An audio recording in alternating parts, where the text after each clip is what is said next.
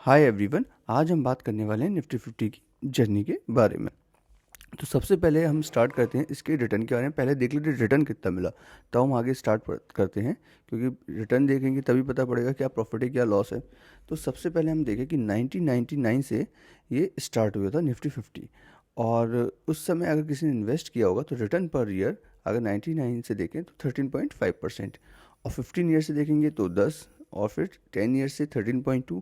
आई 15 year से 10 क्यों? इसमें 2008 का जो सब प्राइम लैंडिंग क्राइसिस था वो भी इंक्लूडेड हो गया, जिसमें नेगेटिव रिटर्न मिला था। फिर 7 में 13, फिर 12, फिर पिछले 3 साल में ज़बरदस्त रिटर्न है 27.8, और 1 साल में तो लगभग कुछ भी रिटर्न नहीं है। तो ऑन एन एवरेज हम देख सकते हैं कि 12 से 13% का रिटर्न अगर लॉन्ग टर्म इन्वेस्टिंग करके रखो निफ्टी में, तो 12 से 13% का रिटर्न पर ईयर अचीव किया जा सकता है। हम इसका चार्ट देख रहे थे कैलेंडर वाइज कितना कितना इसने रिटर्न दिया है। तो 99 में स्टार्ट करें तो 24% के लगभग रिटर्न दिया था। फिर 2000 2001 में नेगेटिव रिटर्न दिया। क्यों? इस समय डॉट कॉम क्राइसिस आया था, उसकी वजह से ये मार्केट गिरा हुआ था, वर्ल्ड वाइड मार्केट गिरा था, तो उसी वजह से ये नेगेटिव रिटर्न यहाँ दिख रहा है। फिर पॉजिटिव रिटर्न देना शुरू किया, और अब 2003 में देखिए 76.60, और फिर ये लंबे कम से कम 6 ईयर्स तक लगभग पॉजिटिव रिटर्न देता गया, और ज़बरदस्त रिटर्न दिया था उस समय मार्केट ने 76, 38, 41, 56, और उस समय रियल इस्टेट की प्राइजेस भी बहुत इंक्रीज हो गई थी इस वजह से ही। फिर 2008 में अब लेमन ब्रदर क्राइसिस आया था, सब प्राइम लैंडिंग क्राइसिस, उस वजह से मार्केट गिर गया था, और ये तो ज़बरदस्त फॉल था। 1929 का जो इकोनॉमिक क्राइसिस आया था उसके बाद अगर देखा जाए तो ये one of the biggest fall आप इसको ऑब्जर्व कर सकते हैं। और काफ़ी लोगों के घर चले गए, जॉब चली गई, बिजनेस चले गए, तो बहुत लॉस हुआ था, ये ज़बरदस्त फॉल था। उसके बाद हम देखें 2009 में फिर पॉजिटिव रिटर्न है, फिर 10 में फिर अच्छा रिटर्न दिया, फिर 11 में फिर मार्केट गिरा था। उस समय यूएस में क्रेडिट रेटिंग जो थी वो उसकी वजह से प्रॉब्लम क्रिएट हो गई थी, यूरोप में डेट क्राइसिस वगैरह प्रॉब्लम क्रिएट हो गई थी। तो इस वजह से लोगों को क्या है कि डबल डिप्रिसिएशन की फील आने लगी थी, क्योंकि 8 में फिर गिरा था यहाँ पर, इस वजह से यहाँ पर मार्केट ने नेगेटिव रिटर्न दिया था और फॉल हो गया था। और फिर उसके बाद हम ऑब्जर्व करें तो 12 में फिर इंक्रीज़ हुआ, 13 में फिर 15, 14 में फिर से पॉजिटिव रिटर्न दिया, 15 में मार्केट फिर गिरा। 15 में क्यों गिरा था कि एक तो आपको याद होगा कि ग्रीक डेट डिफ़ॉल्ट हो गया था, है ना, ग्रीस डिफ़ॉल्ट कर गया था। दूसरा, चाइना में भी ग्रोथ रेट स्लो हो गई थी, और बॉन्ड यील्ड जिस वजह से इंक्रीज़ हो गई थी, तो लोगों ने अपना पैसा इक्विटी से निकाल के बॉन्ड में इन्वेस्ट करना शुरू कर दिया था। और उसके बाद से 2016 से मार्केट 22 तक पॉजिटिव रिटर्न देता चला आ रहा है। अभी 23 में थोड़ा निगेटिव चल रहा है रिटर्न, तो अभी पूरा फाइनल पूरा ईयर जब खत्म होगा, जब तक कैलेंडर ईयर, तब पता पड़ेगा कि ये नेगेटिव में रहा या पॉजिटिव में रहा। लेकिन आप इसमें कुछ चीज़ें ऑब्जर्व कर सकते हो। पहला, कि यहाँ मार्केट ये 2001 ही केवल ऐसे 2 ईयर थे कंसिक्यूटिव जहाँ मार्केट ने लगातार 2 साल नेगेटिव रिटर्न दिया। अदरवाइज 8 में भी नेगेटिव दिया एक बार, और उसके बाद पॉजिटिव हो गया, और 11 में देने के बाद फिर 12 में फिर से पॉजिटिव हो गया, 15 में नेगेटिव देने के बाद फिर से 16 में पॉजिटिव हो गया। तो इसकी पॉसिबिलिटी थोड़ी कम हो गई कि मार्केट 2 साल लगातार गिरता है। अगर मार्केट इस साल गिरता है तो अगले साल पॉसिबिलिटी है कि मार्केट बढ़े। सपोज मार्केट नेक्स्ट टाइम फिर से, अगर हम हिस्टोरिकल डेटा देखें तो 2 बार गिर भी जाता है, 23 में गिर गया और सपोज 24 में भी गिर गया, तो 25 में तो बहुत ज़्यादा चांसेस है कि मार्केट इंक्रीज होगा।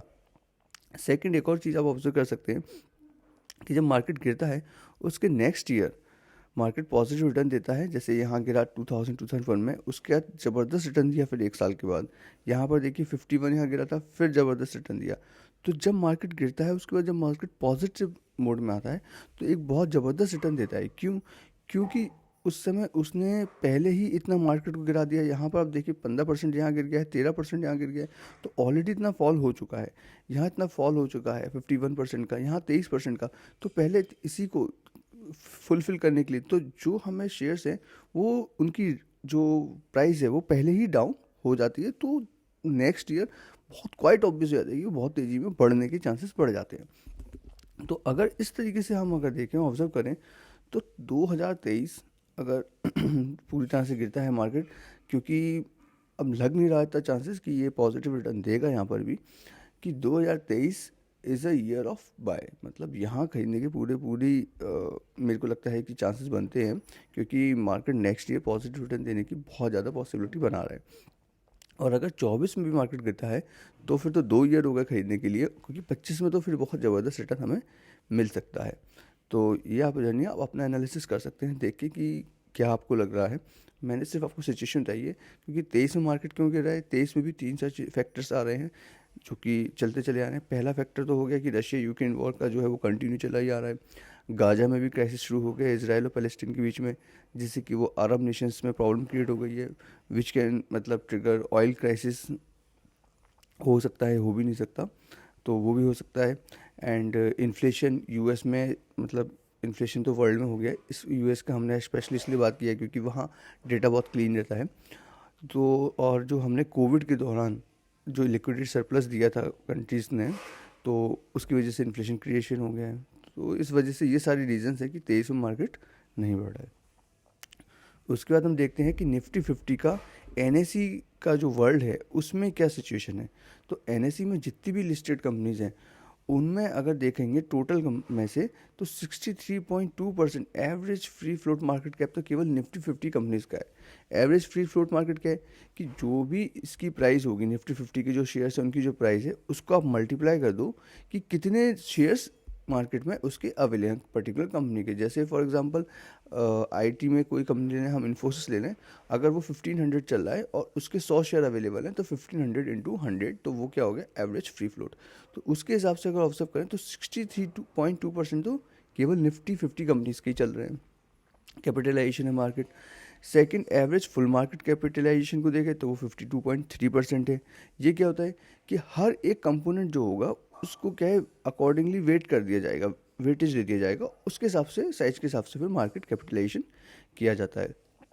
हम देखें एवरेज डेली टर्नओवर, ये क्या हुआ कि जो वो कितना 40.7, ये होता है कि एवरेज इनकम किसी दिन में in a day from the sales during a financial year. ठीक है, पूरे फाइनेंशियल ईयर में एवरेज इनकम डेली की कितनी क्रिएट हुई है सेल होने से। तो 40.7 मतलब डेली 40.7% जो है वो इनकम केवल निफ्टी 50 के शेयर्स को बेचने और खरीदने से हो रही है। तो आप देख सकते हैं कि निफ्टी 50 का कितना इंपॉर्टेंट रोल है। उसके बाद आप कंपोजिशन देखें तो फाइनेंशियल सर्विसेज का कंपोजिशन निफ्टी 50 में कितना है, 37.72%। इंफॉर्मेशन टेक्नोलॉजी का 14.11, एनर्जी 12.14 एंड एफएमसीजी 9.58, और बाकी फिर ये हो गए। अगर आप चारों का ही टोटल देखें केवल, तो ये लगभग 73% से ऊपर निकल आता है। ठीक है, इसका मतलब ये चार जो सेक्टर हैं ये 75% लगभग मार्केट को कवर करके रखे हैं निफ्टी 50 के। और इसमें भी हम फाइनेंशियल सर्विसेज का जो टॉप शेयर देखें जिसका वेटेज सबसे ज़्यादा है वो कौन सा है, HDFC 13% के आसपास है। सेकंड कौन सा है, IT इंफॉर्मेशन टेक्नोलॉजी, इसमें है इन्फोसिस जिसका 6% वेटेज है।